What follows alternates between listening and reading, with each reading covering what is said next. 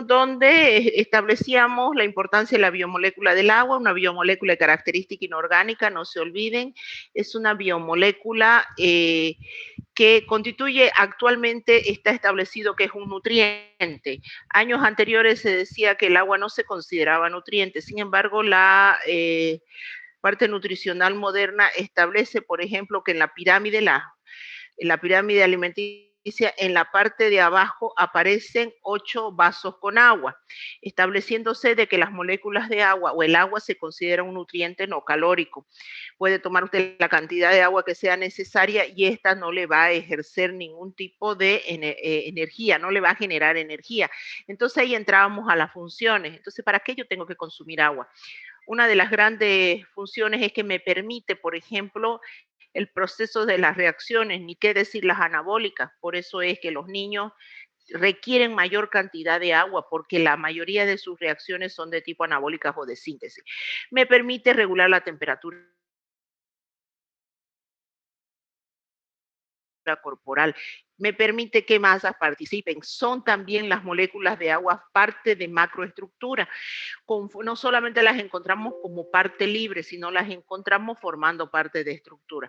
Entonces las funciones del agua son varias y queda bien establecido que ustedes no se van a confundir nunca y decir que una de las funciones del agua es energética. No son energéticas. La distribución vimos que ese gran porcentaje que me decían entre su 60 y un 80% de moléculas de agua está relacionado con el promedio. No es que caigan ustedes en la tentación de decir, es que 60 y 80% de agua hay en todos los órganos, aparatos dentro de mi cuerpo, ¿no? Porque si nosotros hablamos de la parte locomotora, los huesos, ahí no llegamos ni a un 20%. Si hablamos de un tejido, digamos, graso, células adiposas, no llegamos ni a un 10%. Y sin embargo, si hablamos de la sangre, uno de los componentes de la sangre, el plasma, llegamos a un 99%. Entonces, establecer un porcentaje de distribución entre un 60 y un 80% es el promedio. ¿Y cómo se distribuía estas moléculas de agua? Se encuentran tanto en el líquido extracelular y en el líquido intracelular y establecimos y vimos los porcentajes, etcétera, etcétera. El balance hídrico. El balance hídrico muy importante. No se olviden que para que nuestro cuerpo funcione adecuadamente tiene que mantener el medio interno dentro de un equilibrio y entre una de esas es mantener este balance hídrico. ¿Cómo yo mantengo el balance hídrico en relación a aquella distribución? Está en relación a lo que ingresa y a lo que sale. Si ustedes se recuerdan, habíamos visto que el agua ingresa principalmente por el aparato digestivo, que lo tengo que tener en buenas condiciones si quiero que ingrese la cantidad de agua necesaria. Y en realidad hablaríamos de balance hidromineral, porque no solamente entra por el aparato digestivo agua, entran los electrolitos. Pero como ahorita estamos hablando del agua, bueno, enfoquémonos en el agua. Entonces, una manera a través de la que ingresan es a través de agua libre, agua oculta y agua visible, agua oculta y agua de oxidación. ¿Y cómo es que salen las moléculas de agua? Una de las grandes vías a través de las cuales se eliminan las moléculas de agua viene a ser a través de la parte renal. Eso me lleva finalmente a que yo tengo que tener en buenas condiciones el aparato, ahí está, ya ingresé. Tengo que tener en buenas condiciones mis riñones que funcionen adecuadamente. Muy bien, entonces de ahí vimos el requerimiento de agua va a estar en relación a los factores climáticos, por ejemplo, en estos días que las temperaturas están alcanzando, están elevadas, arriba de los 35 grados, a nadie se nos ocurre en un determinado momento pensar en que vamos a querer consumir elementos, más que todo comida, si no buscamos agua, agua líquida o agua visible.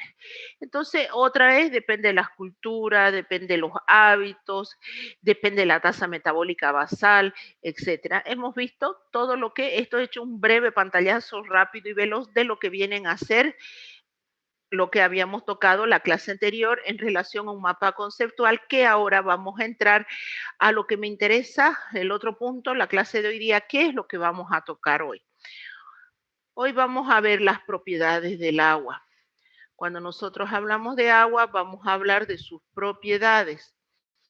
Dentro de las propiedades, vamos a tocar propiedades físicas, Vamos a tocar propiedades químicas. Dentro de las propiedades químicas vamos a hablar de la estructura de la molécula del agua. Vamos a hablar de enlace puente hidrógeno. Ay. Enlace puente hidrógeno. Vamos a tocar de lo que viene a ser la ionización del agua.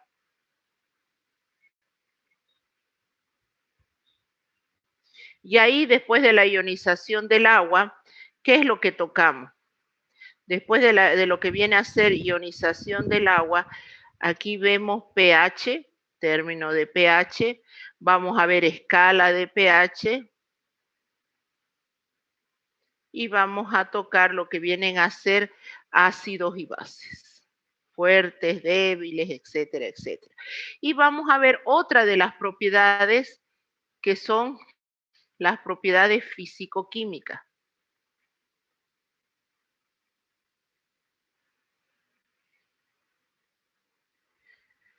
Esto es un pantallazo entonces de lo que vamos a ir tocando a medida. Un momentito.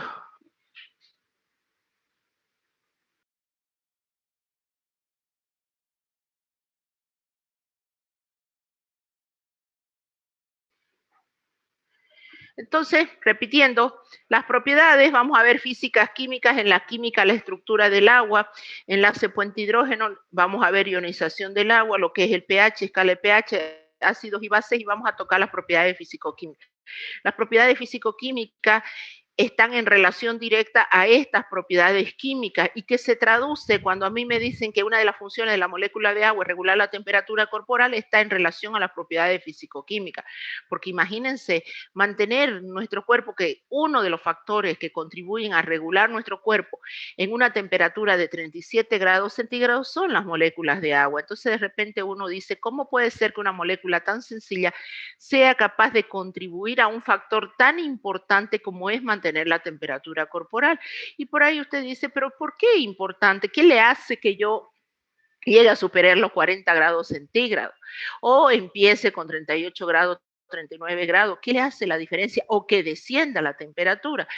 Si nosotros lo vemos desde el punto de vista bioquímico, no lo estoy viendo desde el punto de vista fisiopatológico, sino desde el punto de vista bioquímico, no se olviden ustedes que las proteínas que conforman el 50% de la materia viva son estructuras termolábiles, que cuando usted la aumenta, si aumentara la temperatura de los 37 grados centígrados, estas pierden su estructura. Y al perder su estructura, pierden su funcionalidad. Y estamos hablando de proteínas importantes como puede ser una hemoglobina que es capaz de transportar el oxígeno. Nosotros somos organismos aeróbicos. Entonces, estamos hablando o estamos mencionando de la importancia que pueden tener mantener la temperatura corporal. Y las enzimas que hacen posible en la vida sobre la Tierra también son estructuras proteicas que pueden sufrir procesos de desnaturalización. Ya todo eso lo vimos y lo tocamos. Entonces, ven que mantener nuestra temperatura constante es importante. Estoy hablando desde el punto de vista bioquímico. Entonces, empecemos a desarrollar todo lo que vienen a ser esta parte hasta donde lleguemos, y si tenemos que la próxima semana seguir con pizarra, el por qué estoy tocando pizarra ahora, esto lo tengo en PowerPoint, pero yo necesito que manejen estos conceptos básicos, porque para entrar a equilibrio ácido-base, en los conocimientos previos, estos son de gran importancia, y no se olviden que equilibrio ácido-base es transversal a lo largo de todo su estudio de medicina. Física, propiedades físicas.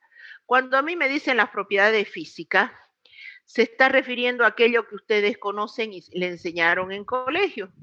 Las moléculas de agua son inodora, incolora e insípida. Esas son las propiedades físicas de la molécula del agua. Aquí no hay donde perderse. ¿Se acuerdan cuando a nosotros nos dicen, de repente usted en este momento está pensando y dice, pero si yo pienso en las moléculas de agua que forman parte de la orina tiene color, pero esa muestra de orina no solamente contiene moléculas de agua, contiene otra serie de moléculas que me llevan a que, bueno, la orina genera un color. Y peor si es concentrada, tiene un color mucho más intenso. Entonces, pero si yo lograra de esa muestra de agua, de esa muestra de orina, destilar el agua, extraer las moléculas de agua, vería que son inodora, incolora, insípida. O dicho de otra manera, si yo del plasma logro extraer las moléculas de agua y yo le digo, ¿cuáles son las propiedades físicas de las moléculas de agua que conforman parte del plasma? Son estas tres. Así usted el plasma lo ve amarillento o por ahí lo ve medio blanco lechoso porque está hasta quiloso. Entonces no, pero si nosotros extraemos las moléculas de agua, estas son inodora, incolora e insípida. Entonces las propiedades se extrapolan, dice, las propiedades tanto físicas y químicas de la materia inerte son extrapolables a la materia viva o cumplen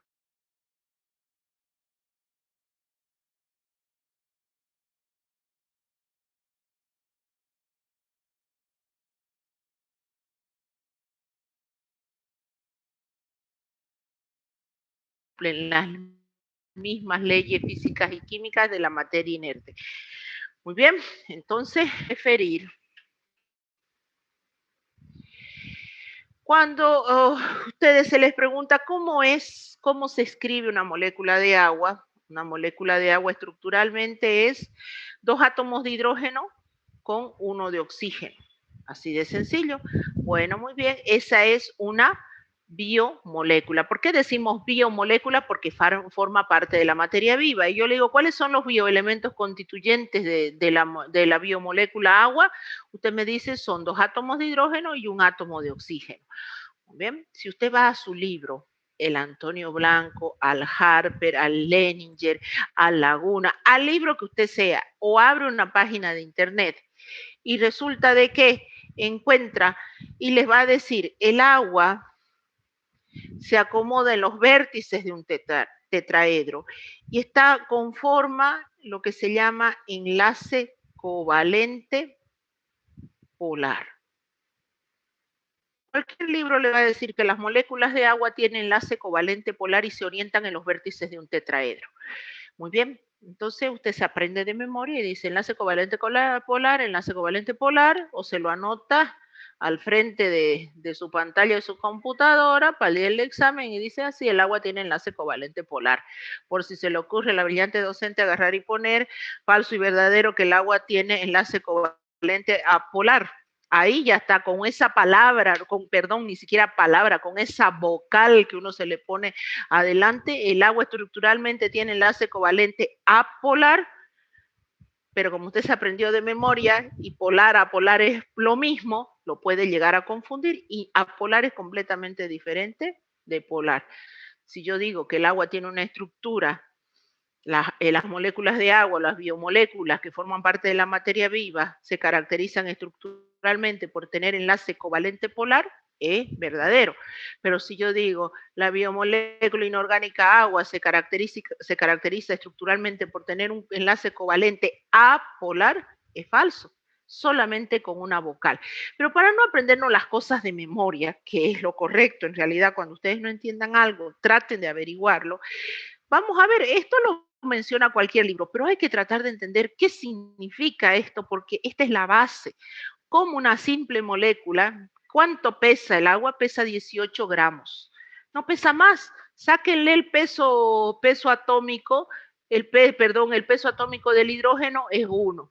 El peso atómico del oxígeno 16. Finalmente yo tengo un peso molecular de 18. No hay más vuelta. Pero resulta que ¿a qué se refiere enlace covalente polar? Y esto para que después lo entendamos cuando lleguemos a electrolito. Vamos a un ejemplo. Todas los átomos, las moléculas están formadas por átomos. Estos átomos se unen entre sí, estos átomos, este es un átomo 1 y el otro es un átomo 2. Lo que yo tengo ahí, átomo 1, el átomo 2, es el núcleo. ¿Se acuerdan en el núcleo que estaban los neutrones y las cargas y los protones que tienen carga positiva. Y afuera yo tengo la envoltura, que se encuentran acá los electrones que tienen carga negativa, los neutrones que no tienen carga, los protones que tienen carga positiva y los electrones que tienen carga negativa. Todo eso es la envoltura. Muy bien, las moléculas se forman por la unión de dos átomos, de dos o más átomos. En este caso, ¿cómo va a ser esa unión? Se dice que la unión, en este caso, se llaman enlace. Será iónico, el enlace podrá ser iónico, podrá ser covalente, podrá ser coordinado, por ejemplo, como está en los citocromos. Entonces yo tengo un enlace, es decir, dos átomos se unen a través de una unión, tan parecido, como le decía al grupo de ayer, tan parecido como cuando dos personas deciden formar una familia. Bueno, pues se casarán quizás o se unirán a través de una unión religiosa. No, dicen otros, no solamente lo religioso, quiero lo civil. Bueno, puede ser una unión civil. O habrá otro que dice, no creo en el matrimonio ni religioso ni civil, lo hago por unión libre. Y no faltará el que se casa o se junta por todo lo que pilla. Libre, religioso, civil y se inventa hasta algo más. Pues muy bien, la cuestión que lo mismo pasa con los átomos, se unen entre sí, a esa unión se le llama enlace. Ahora vamos a tratar de ver qué significa iónico, qué significa covalente y qué significa coordinado. Bueno, no el coordinado porque se da para complejo, por lo menos el iónico y el covalente. ¿Cuándo se presenta el enlace iónico? El enlace iónico generalmente se presenta en sales. Vamos a hacer la sal tan común que ustedes conocen, el cloruro de sodio. El cloruro de sodio, no se olviden que se disocia en iones sodio y iones cloruro, porque la unión se da en que uno pierde y otro gana. Este átomo es neutro, la misma cantidad de cargas positivas que hay adentro es la misma cantidad de cargas negativas que están afuera, los dos son neutros. Pero resulta que cuando yo los formo o se va a formar esta sal, la sal de cloruro de sodio, se dice que el sodio pierde un electrón. El sodio llega a perder un electrón que se lo da al cloro. Y en este caso, esto se va a cargar positivamente y el que pierde se carga negativamente. En el enlace iónico, uno pierde y el otro gana. ¿Por qué se da eso? Porque generalmente cuando se unen estos átomos, cuando se unen, por ejemplo, sodio y cloruro, si nos vamos a la tabla periódica de los elementos, si ustedes lo están viendo de frente, a ver si sería hacia la derecha, aquí están los electropositivos y a este otro lado están los electronegativos. Los electropositivos quieren decir aquellos que tienen la capacidad de ceder electrones y hacia medida que avanzamos en la tabla periódica nos encontramos los electronegativos, aquellos que tienen la capacidad de ¿qué? De ganar electrones. Entonces yo lo que voy a tener aquí, un momentito, lo que yo voy a tener aquí va a ser que justamente se une el sodio, que está en la parte electropositiva, con un electronegativo, que es el cloro. ¿Me traes mi celular, hijo, por favor? Entonces, lo que yo voy a tener en este momento va a ser que el ion sodio pierde un electrón y se lo da al cloro, que se carga como cloruro. Entonces, yo tendré lo que se conoce como anión y yo tendré lo que se conoce como catión. Este es el catión, la partícula cargada, y este es el anión, la partícula cargada negativamente. ¿A qué se conoce? ¿Cómo se conocen dentro de nuestro cuerpo a las partículas cargadas o iones que vienen a ser? Se conocen como electrolitos, que es lo que nosotros vamos a ver después y diremos, un electrolito es una partícula cargada. Puede ser un ion positivo como un catión o puede ser un ion negativo como un anión. Y eso se va a dar en un medio acuoso, ni qué decir nuestro medio interno. Entonces, este tipo de unión es un enlace iónico donde uno pierde y el otro, uno pierde y se carga positivamente y el otro gana electrones, pierde electrones, positivamente se carga y este gana electrones, se carga negativamente. Ese es el enlace iónico. Muy bien, eso se va a ver toda vez que tengan un compuesto que le dicen que tiene enlace iónico, tranquilamente puede reaccionar en un medio acuoso. Pero veamos el agua, nuestra molécula, nuestra famosa estructura de agua. ¿Qué es lo que pasa aquí? Si nosotros analizamos la estructura, vamos a ver que la escribimos así. El por qué se escribe de esa manera, por qué se representa de esa manera. ¿Por qué no la representamos así? ¿O por qué no la representamos así? O por último, ¿por qué no la representamos de esta forma?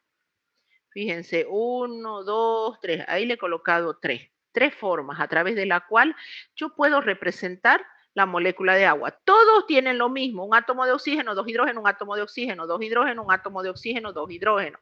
Y usted me dice, ¿por qué no lo dibuja así? ¿Por qué no lo dibuja así? O lo dibuja de esa manera.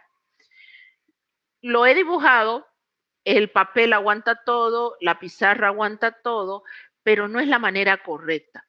Ah, bueno, dice usted, es que en los libros dice así. Entonces hay que dibujarla así, porque en los libros lo dice. Pero no es porque los libros los dicen. Tiene una explicación química coherente a través de la cual toda vez que ustedes analicen una estructura o el día de mañana les llega a sus manos una revista científica o están haciendo una investigación y les van a presentar una estructura y se las presentan y les sacan foto y les justifican la estructura, le están dando un aval científico de por qué. No es que uno se inventa las cosas y las coloca y le gustó al libro del Antonio Blanco dibujarlo de esa manera porque se ve más bonito. Ahora vamos a entender el por qué y cómo es que se orienta de esa manera. Entonces veamos, si nos vamos a la tabla periódica, vamos a ver que el átomo de oxígeno tiene en su última capa de valencia o lo que interacciona con los átomos tiene 6 electrones. El hidrógeno es un átomo más chiquitito, tiene un electrón. Resulta que cuando se decide unir el oxígeno con el hidrógeno, decide compartir pares de electrones, tanto el hidrógeno como el oxígeno. Es decir, hay una coparticipación de estos electrones. ¿Por qué eso? Porque resulta que hay un adagio que dice la teoría del octeto para ciertos átomos o completar la misma cantidad que tiene el gas noble más próximo. Por ejemplo, el hidrógeno tiene, si nos vamos a la tabla periódica, aquí está el hidrógeno y nos fijamos, aquí están los gases nobles, en este extremo está el helio. El helio en su última capa de valencia tiene 2 electrones. Esta teoría dice que los átomos tratan de parecerse al gas noble más próximo en su última capa de valencia. En este caso, el hidrógeno se quiere parecer al helio, necesita 2 electrones, pero él tiene 1. Resulta que el oxígeno le dice, te lo puedo prestar y ya completaste. Pero, ¿a cambio de qué se lo presta? Resulta que el oxígeno está por acá, no recuerdo si es el neón, el que tiene el gas noble más próximo del oxígeno, tiene 8 electrones en su última capa de valencia. Entonces el oxígeno le dice al hidrógeno, te presto, compartamos, pero yo también te voy a dar uno y vos me prestás el tuyo. Entonces vamos a tener cada uno, si hay una coparticipación de pares de electrones, como una sociedad, es como que 2 personas ponen el capital para una empresa. Los 2 se van a beneficiar, ¿sí o no? Los 2 ponen mitad y mitad y dice, bueno, yo saco la mitad de ganancia, el otro saca la mitad de ganancia, nos estamos beneficiando los 2. Es una empresa. Entonces lo mismo hace el oxígeno le presta su electrón al hidrógeno y el hidrógeno se ve favorecido con los 2 electrones. El oxígeno, igual el hidrógeno le presta al oxígeno y se ve favorecido y tiene los 8 electrones. Entonces contamos 8, 8. Hasta ahí funcionaba todo bien. Este tipo de coparticipación, no aquí no están perdiendo ni están ganando, hasta ese momento se llama enlace covalente. Esto es el enlace covalente. El enlace covalente es cuando comparto, me beneficio, no le quito, como en el caso del cloro, que le quitaba. El caso del cloro le quitaba al sodio y el sodio se veía desprotegido mientras un electrón y se cargaba positivamente. Hasta ahí estábamos viendo bien, pero surtió algo muy diferente. No había sido tan sencillo como que te presto, compartimos. El átomo de oxígeno, si nos vamos al tamaño, si yo tuviera que representarlo en tamaño, el oxígeno sería esto Y si yo tendría que hacerlo los hidrógenos, tendría que hacer algo así. Si me voy a lo real, más o menos en dimensión de tamaño, tendría que ser así la relación. El átomo de oxígeno es un átomo grande y gordo. A medida, si toda esta pizarra sea la tabla periódica, a medida que vamos dirigiéndonos hacia el extremo derecho, yo encuentro que el átomo va creciendo. Así es el lado más chiquitito, más grande, hasta que se va haciendo más grande. El hidrógeno está allá, es como un niño, y el oxígeno está por este otro lado, es como un adulto. Entonces estoy viendo que la diferencia de tamaño es significativa. La tabla periódica brinda mucha información. Si ustedes van y lo miran, ahí se van a fijar y le dice el radio o le dice el diámetro. Les está diciendo, ¿qué les está indicando? Les está indicando el tamaño que tiene cada átomo, porque no se olviden que los átomos son materia. Entonces resulta que aquí yo lo miro así. Ah, bueno, tengo un átomo grande, gordo, y un pequeño átomo de hidrógeno con un solo electrón. Entonces, ¿qué pasa con lo que se llama la nube electrónica? Otro de los detalles, yo acá se los dibujé, fíjense, con puntitos, asteriscos. Bueno, pues es que en la realidad eso es didáctico. No es que los electrones, este es un electrón, este es otro, eso es para manera didáctica. Pero si le sacáramos una foto a la molécula del agua, no es que se vea así con puntito, con asterisco, corazoncito, porque hasta corazoncito podía haberle colocado ahí. No, se ven densidades de masa. Hagan de cuenta que si ustedes pudieran ver ahorita unas nubes, así, tal cual una densidad de nube electrónica. La teoría, la química moderna habla de nubes electrónicas. ¿Qué encontraron los químicos? Encontraron que la densidad o la nube electrónica era mayor sobre el oxígeno. Es decir, los electrones estaban más desplazados hacia el oxígeno. Por eso se le anotó densidad de carga negativa, porque había una gran cantidad. Eso porque más grande, más gordo, más voluminoso. Y los pobres hidrógenos se cargaban positivamente. La densidad de carga era menor ahí. Entonces se dijo, no es que la molécula de agua se representa simplemente como un simple enlace covalente. Hay una distribución de carga desigual, porque es como si ustedes tuvieran una cuerda, de este lado hay un adulto y de este lado hay un niño. ¿Hacia qué lado, si ambos están tirando una cuerda, hacia qué lado creen que va a tener la tendencia? Hacia el adulto, porque el adulto va a poder tirar con más fuerza. El pobre niño va a hacer todo su esfuerzo, pero eso es lo que sucede cuando le sacaron la microfotografía al agua, descubrieron. A eso le llamaron polar. Ese es el polar. Por eso dijeron, el agua tiene enlace covalente polar, porque se generan esas densidades de carga. Ahora, con ese conocimiento, ya para que ustedes vean que no es algo muy difícil, pueden entender la terminología de enlace covalente polar. Si me dirían apolar, me estarían diciendo que esto no existe, que eso no existe, y eso es falso. Eso es completamente falso. Por ejemplo, ¿quién es un compuesto apolar?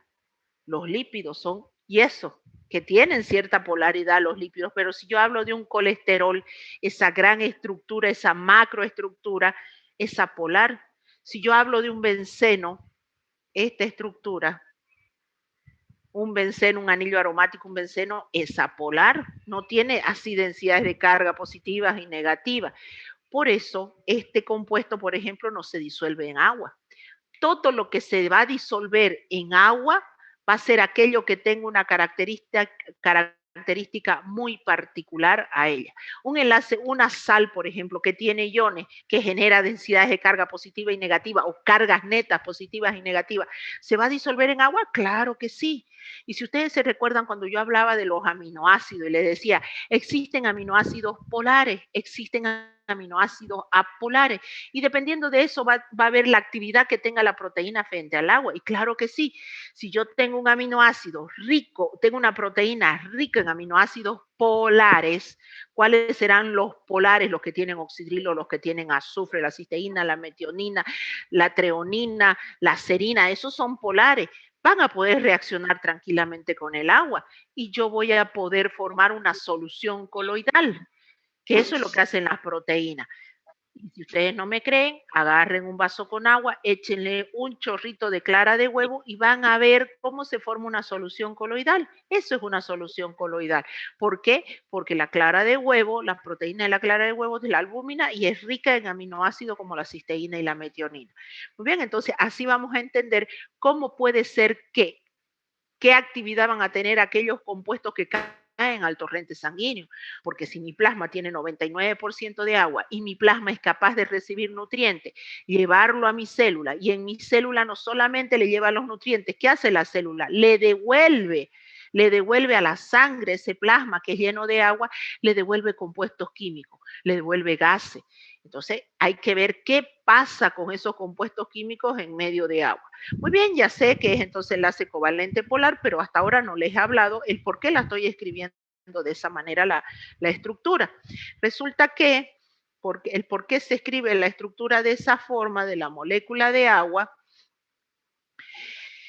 aquí se habla que existe un ángulo de 104.5 más o menos, 104.5 o alguna bibliografía dice 105. Ese es el ángulo que hay. Y no es 90. Si fuera 90, así. Si fuera 180, así, como hemos escrito. Si fuera menos de eso, estaría así. ¿Se acuerdan las estructuras que le dibujé? Pero hay 104.5. Y le dice la bibliografía, le menciona, se distribuye en los vértices de un tetraedro. ¿Qué es un tetraedro? Algo así, por detrás. Y la molécula de agua dice que va en ese punto, ese es el tetraedro, ahí está, y ahí está la molécula de agua. El oxígeno con los dos hidrógenos y ahí está mi ángulo, 104.5. ¿Por qué eso? ¿Por qué? Por este espacio, esto que aparece ahí. Los electrones que ocupan, esos que están sobre el oxígeno, que no se comparten, esos electrones, ocupan un lugar en el espacio. Y ustedes me dirán, pero ¿y por qué ocupa un lugar en el espacio? Ocupa un lugar en el espacio porque los electrones son materia. Y todo lo que es materia, y todo lo que es materia, obviamente que va a ocupar un lugar en el espacio. Entonces, si ocupa un lugar en el espacio, le estorba a los pobres hidrógenos chiquititos que están ahí y los arrincona. Es decir, en vez de poderlos así, los hidrógenos, esto ocupa un espacio y me lo arrastra hacia abajo. Entonces yo voy a tener una estructura como esa. Aquí están los pares esos de electrones que muy agresivamente los botan a los pobres hidrógenos hacia los costados, pero tampoco ellos se pueden acercar mucho, porque no se olviden que aquí hay densidades de carga positiva. Hasta ahí llega el tope máximo donde pueden encontrarse separados. Entonces, esa es la manera a través de la cual, ¿por qué se representa la molécula de agua en los vértices de un tetraedro, formando un ángulo de 104.5 o 105 centígrados? Muy bien. Ahora, si yo ya sé que las moléculas de agua tienen enlace covalente polar, que hay densidades de carga positiva, densidades de carga negativa, y si yo me imagino un vaso con agua donde no solamente existe en una sola molécula, sino existen muchas moléculas, lo que yo voy a encontrar va a haber una interacción electrostática entre lo que son estas moléculas de agua.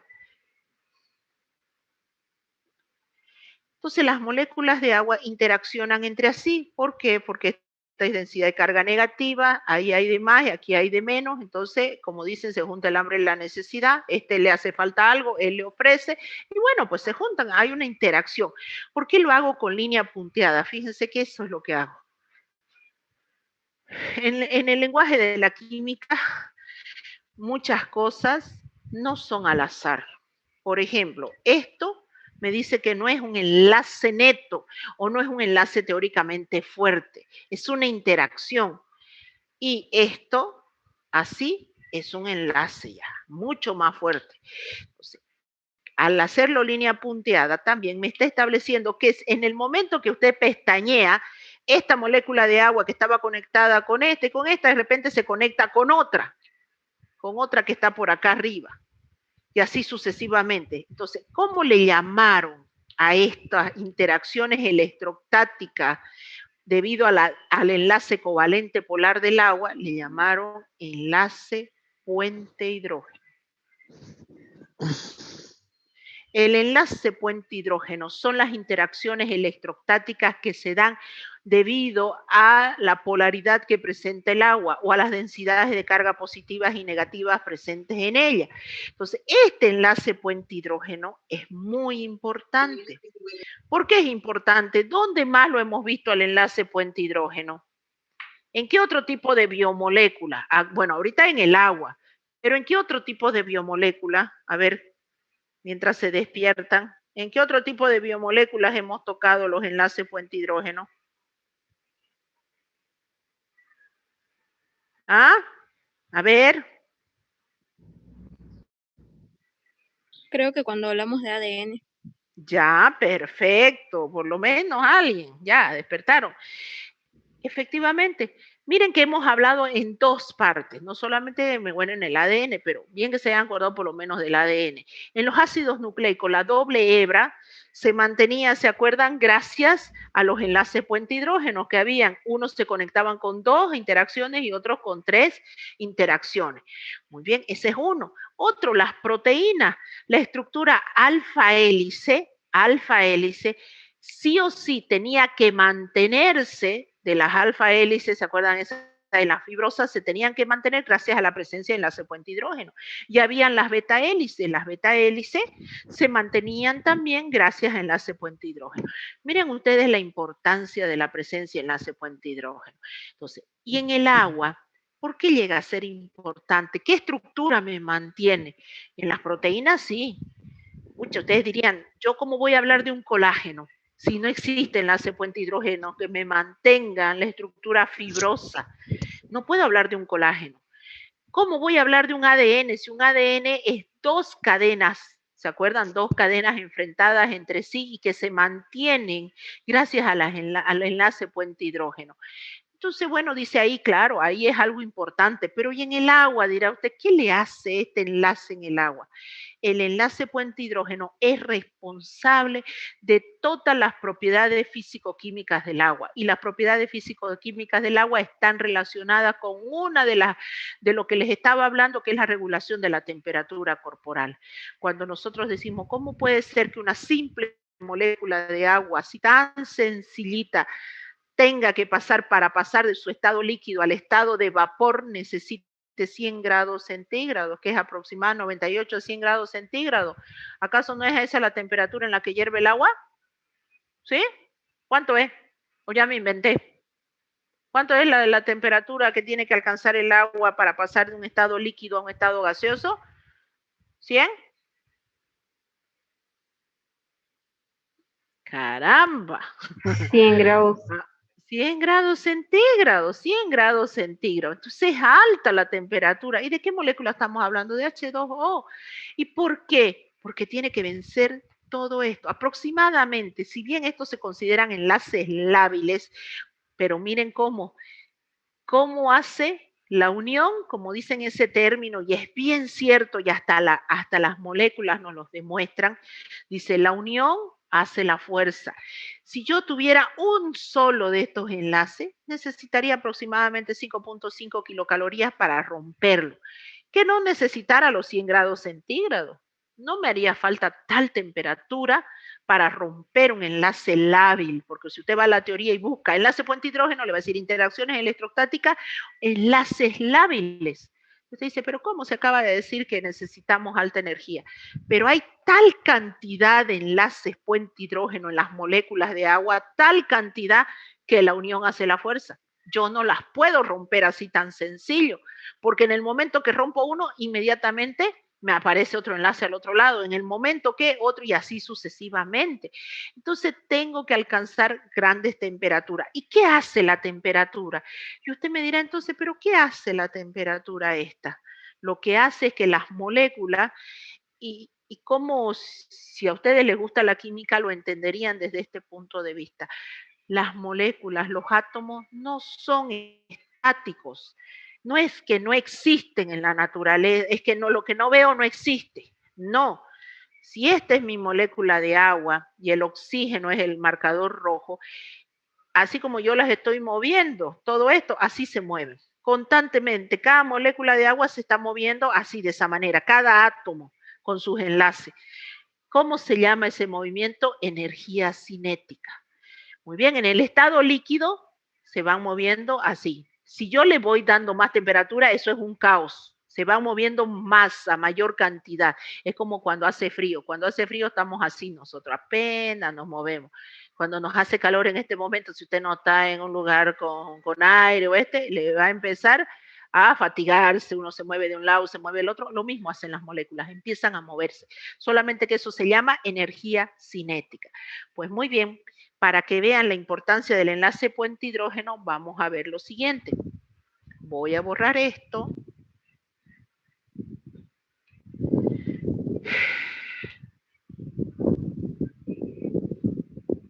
Aquí voy a colocar...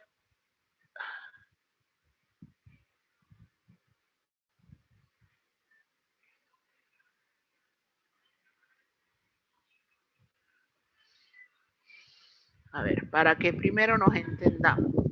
Si yo le echo a un vaso con agua aceite, el aceite teóricamente queda arriba, ¿no ves? Y abajo queda el agua. ¿Sí o no? ¿O ya me equivoqué? Si yo tengo un vaso Sí, con doctora, agua, está bien. sí, queda así. ¿Y por qué el aceite flota?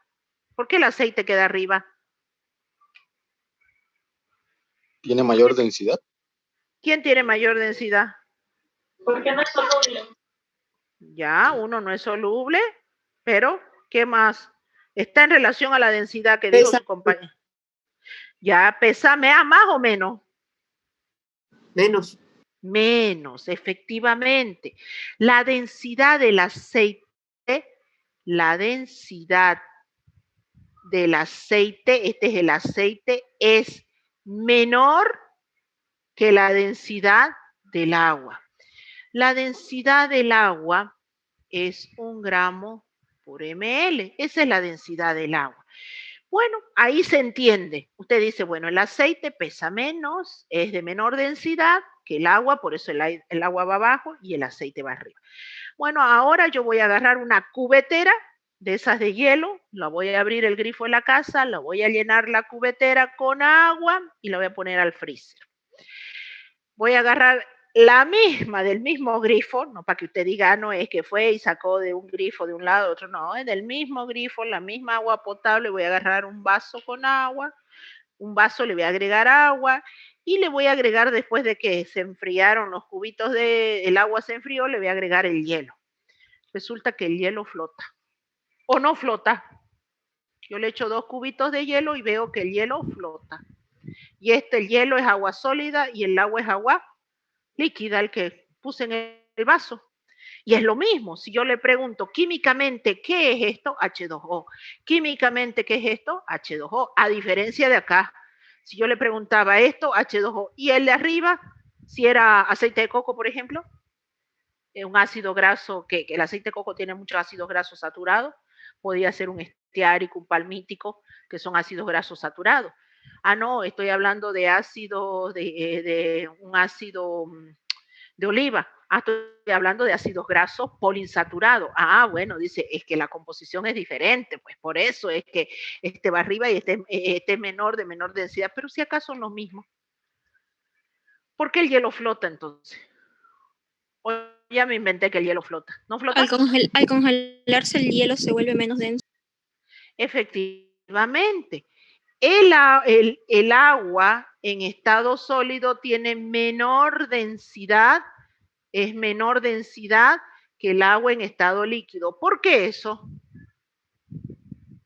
Como usted lo había explicado hace rato, cuando hace calor uno está en movimiento y cuando hace frío uno se queda quieto. Lo mismo pasa con las moléculas de agua. Como está congelado, como está frío, las moléculas de agua están quietas. Ya. Ahí está. A ver. Vamos a poner así. Entonces, ¿qué es lo que sucede? Efectivamente, en este momento habían unas interacciones de esa manera, de esa manera, de esa manera, y cuando se están moviendo, se van soltando estos enlaces, se sueltan, y en el momento que este se suelta, se forma con otra molécula de agua y otra. Eso es en el estado de agua líquida. Cuando se congela, las moléculas se van quedando quietas y se guarda, se forman bolsones donde se queda el aire. Y si usted no lo cree eso, agarre un cubito de hielo y mírelo atrás, luz a través de la ventana. ¿Qué es lo que va a ver? Una especie refractaria en el centro. Ve algo como que es más claro en el centro. Lo que ocurre es que se guardan, se crean bolsones de aire. Y eso me lleva a que aumente el volumen de agua. ¿Qué es la densidad? Para entenderlo mejor, la densidad química, físicamente, es masa sobre volumen.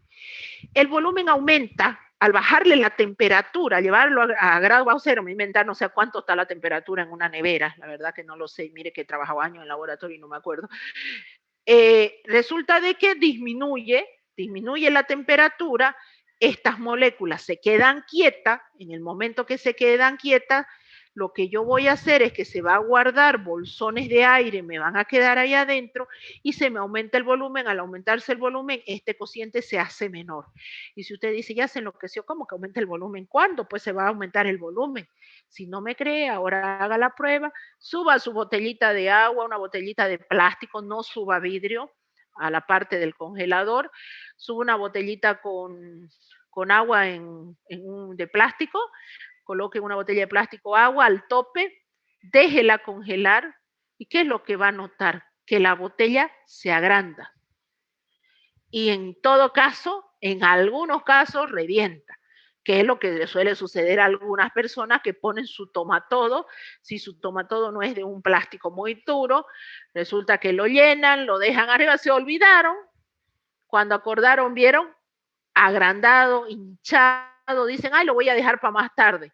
Para más tarde lo sacan afuera y ven que ya no les sirve, que se partió el tomatodo, la parte de abajo, un costado, etcétera. ¿Por qué se dio eso? Porque aumentó el volumen. Aumentó el volumen. ¿Y por qué aumentó el volumen?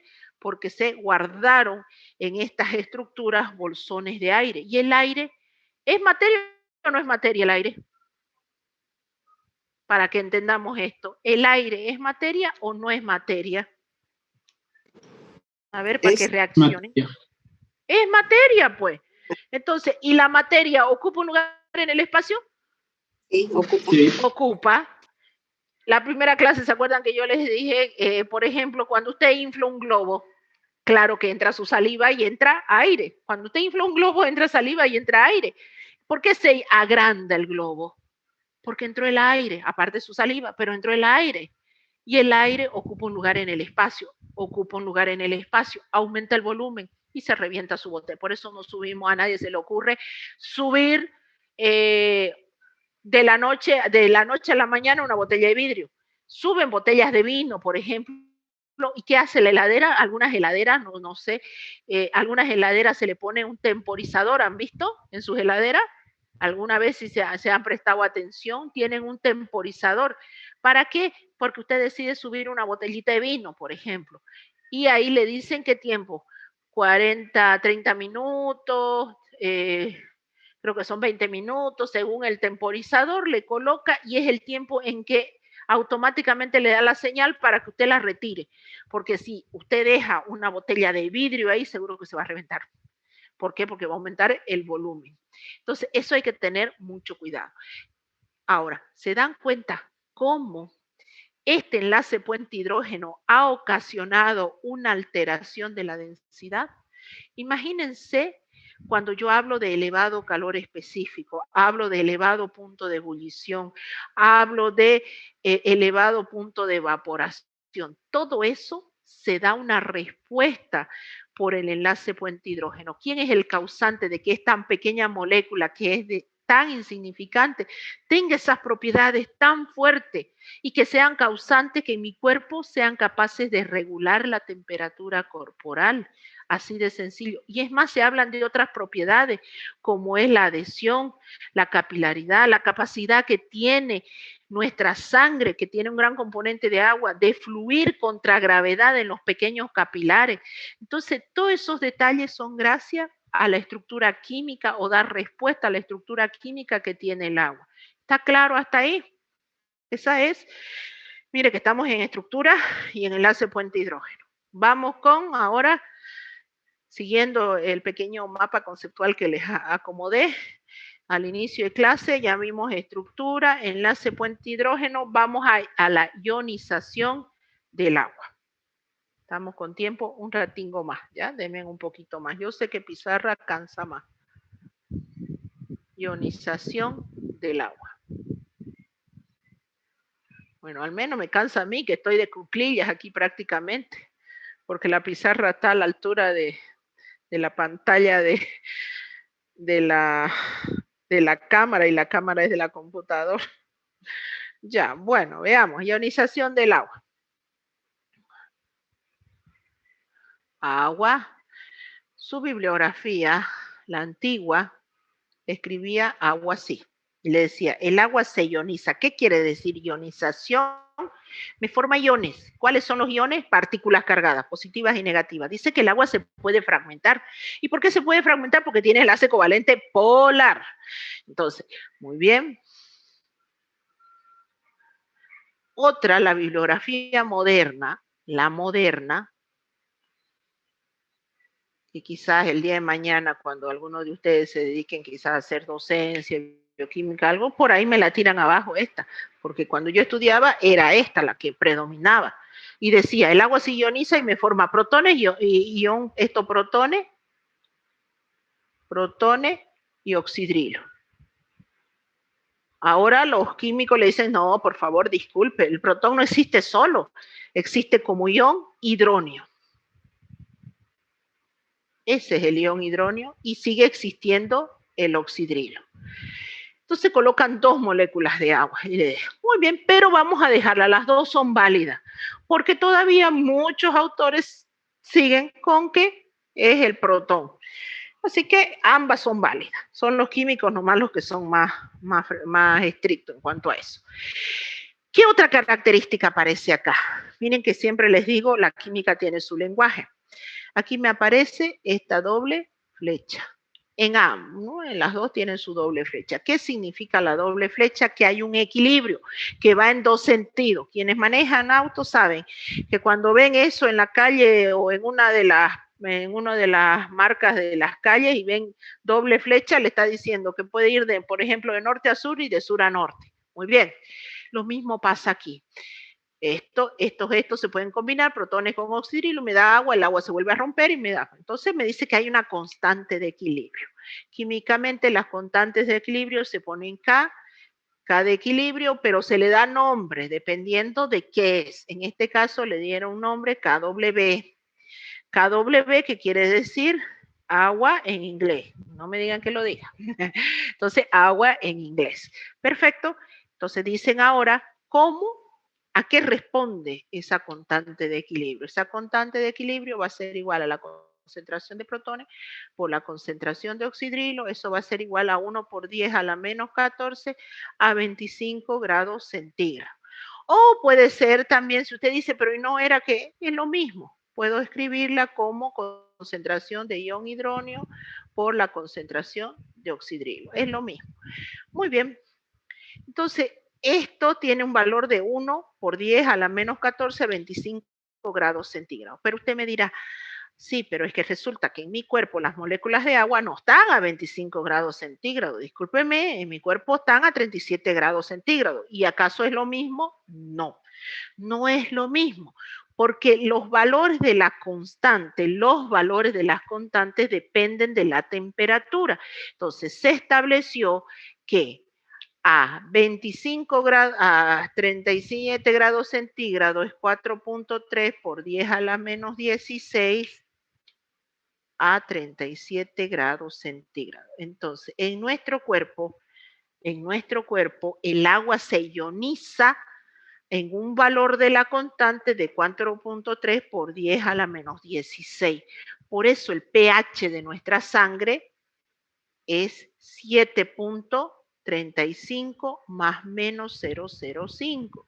Y el pH del agua a 25 grados centígrados es 7.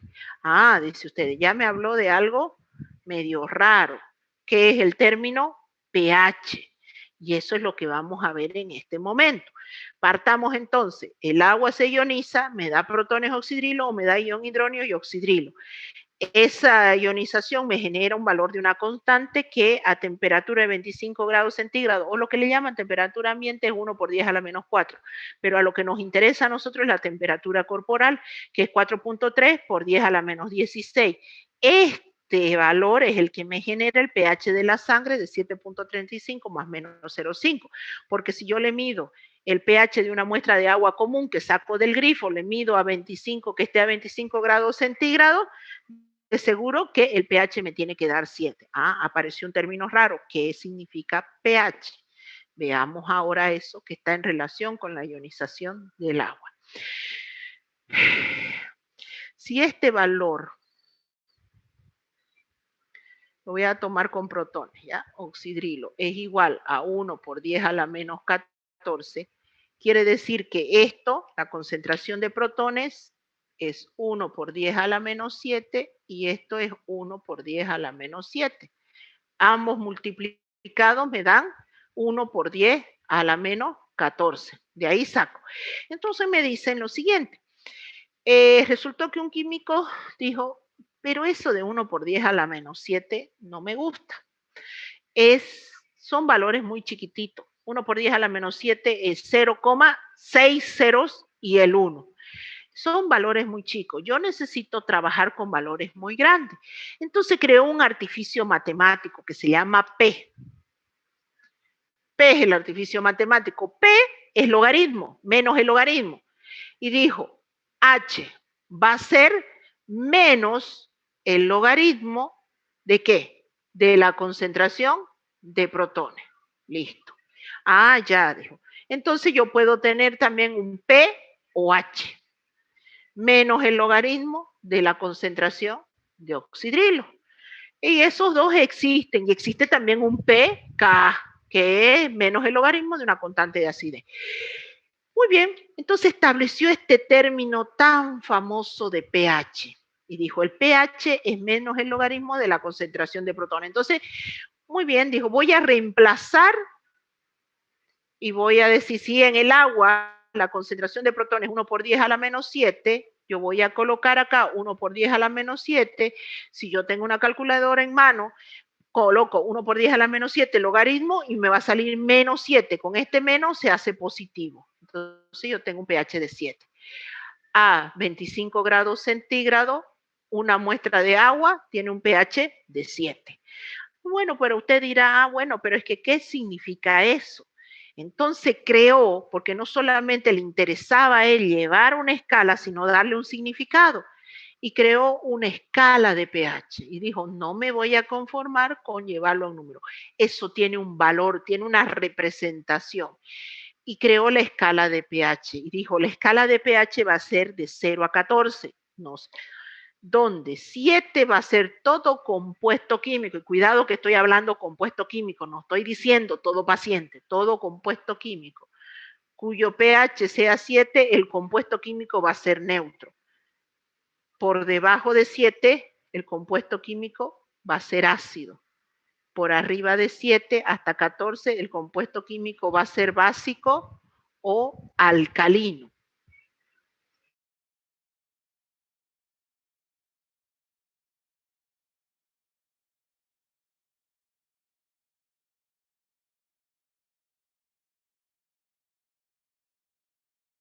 Muy bien.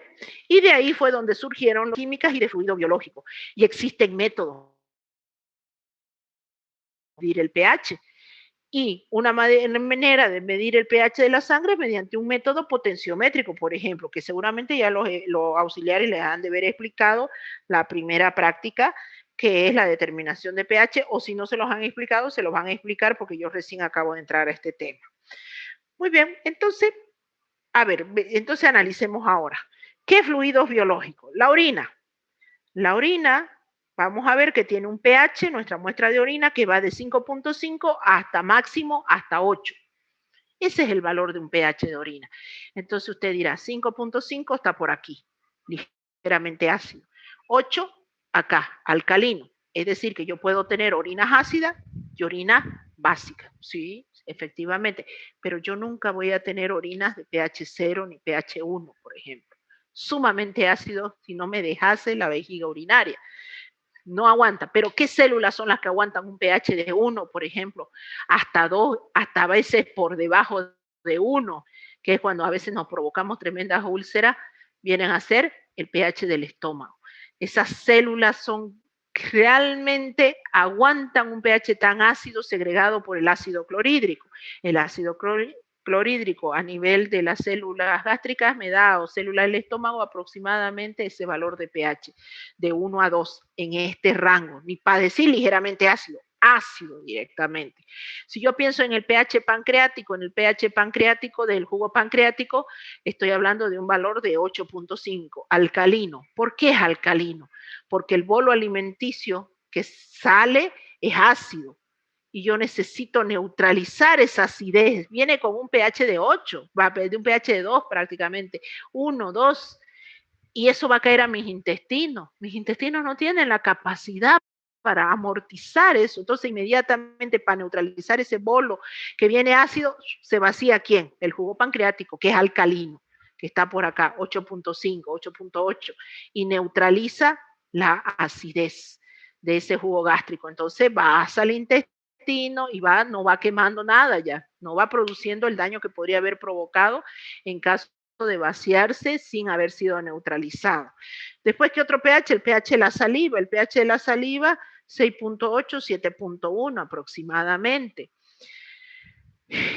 Y así sucesivamente. Esos son los valores de pH a través de los cuales se miden diferentes pH de fluido biológico y los catalogamos como ácido por debajo de 7 y por arriba de 7, 7 a 14, básico, y en 7, neutro. Entonces, ahí me voy a quedar, porque si sigo, después necesito hablar de la parte de los compuestos ácidos, la relación que hay cuando aumenta la concentración de protones y disminuye el pH, o cuando disminuye la concentración de protones, aumenta la concentración de protones y el pH disminuye. Disminuye la concentración de protones y el pH aumenta. Parece una contradicción. Es lo que tienen que saber, pero lo vamos a tratar de explicar en pizarra para que ustedes lo capten bien y tengan los conocimientos previos necesarios. Entonces, ahí nos quedamos. Este video se los voy a subir, no se preocupen. También les voy a subir después un PowerPoint donde está todo esto, solamente que en el PowerPoint salen las imágenes y pueda que ustedes no me entiendan, además que me cuesta mucho explicar en PowerPoint, yo soy más de pizarra. Bueno, muchachos, ahí quedamos, terminamos entonces, no se preocupen, este video pasa para ustedes. Nos vemos la próxima semana todavía voy a hacer pizarra para tratar de explicar lo que les acabo de decir. Y bueno, pues ya todavía tenemos tiempo para el segundo parcial. Nos vemos entonces. Espero que no se hayan dormido. Chao, chao. Gracias, doctora. Chao, chao. Nos vemos.